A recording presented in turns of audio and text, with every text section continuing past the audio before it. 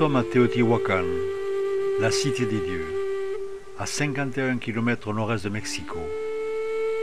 L'histoire de Teotihuacan débute vers le IIe siècle avant Jésus-Christ. Néanmoins, sa splendeur se situe entre 300 et 600 après Jésus-Christ.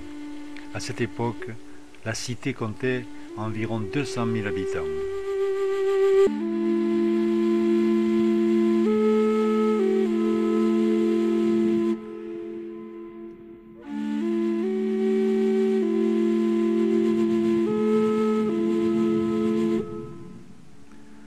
Devant nous s'élève la pyramide de la Lune.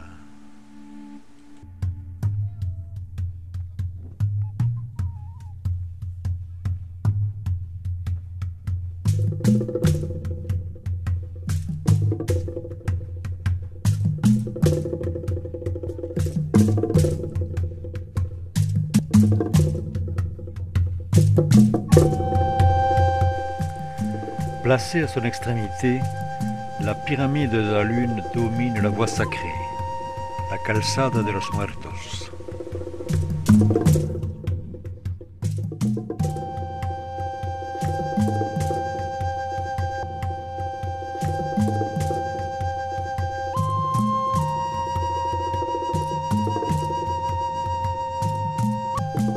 Sur la droite de la route des morts, on trouve le temple des escargots et le palais des jaguars.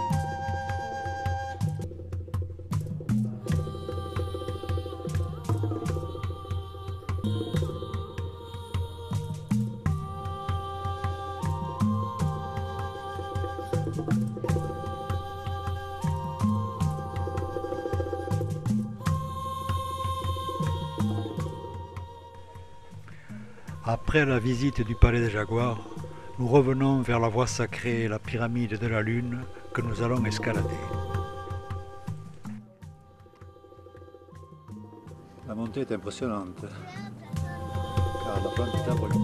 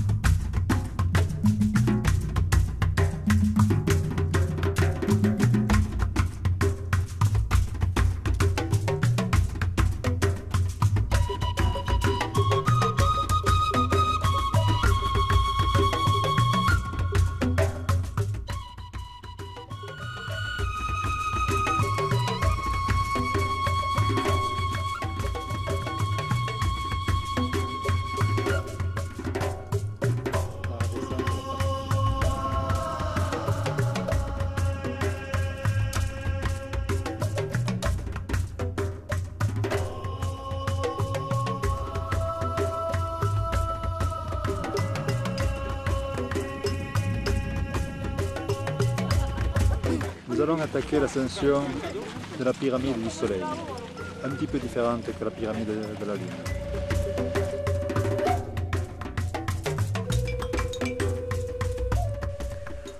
Haute de 63 mètres, la pyramide du Soleil est souvent comparée à celle de Khéops en Égypte. Elle est orientée de telle façon que sa façade principale est éclairée par le Soleil lorsqu'il apparaît à son zénith. On suppose que les 2,5 millions de tonnes de matériaux nécessaires à sa construction ont été transportés à Dodome puisque la roue et les animaux de trait n'étaient pas utilisés. Au loin, la pyramide de la Lune.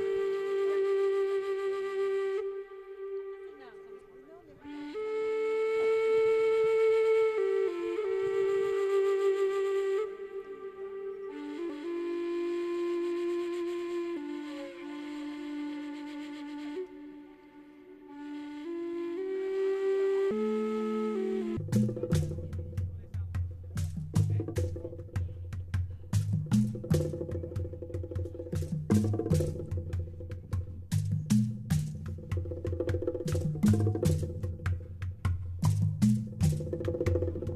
Depuis le deuxième palier de la pyramide du Soleil.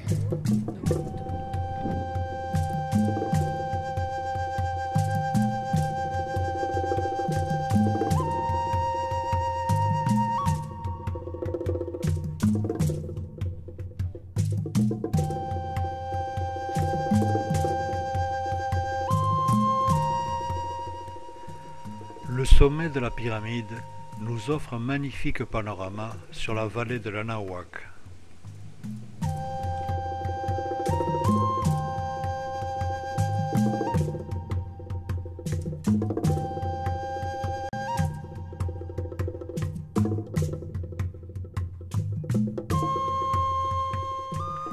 Teotihuacan fut abandonné au 8e siècle.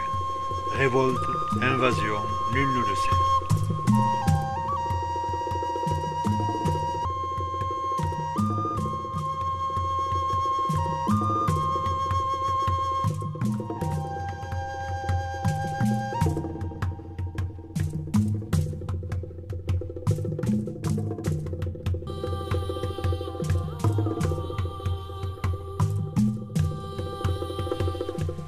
Sur les bas-reliefs, les serpents emplumés alternent avec les masques de Tlaloc, dieu de la pluie.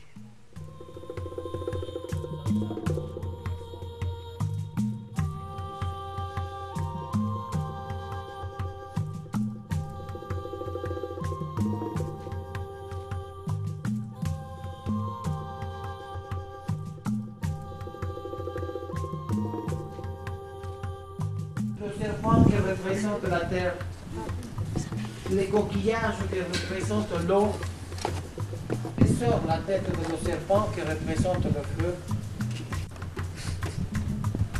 Et nous avons une construction qui a été consolidée tout simplement, pas restaurée, consolidée en parlant de le 7% tout simplement. Et puis superposée, il y a les plaques de cajou là.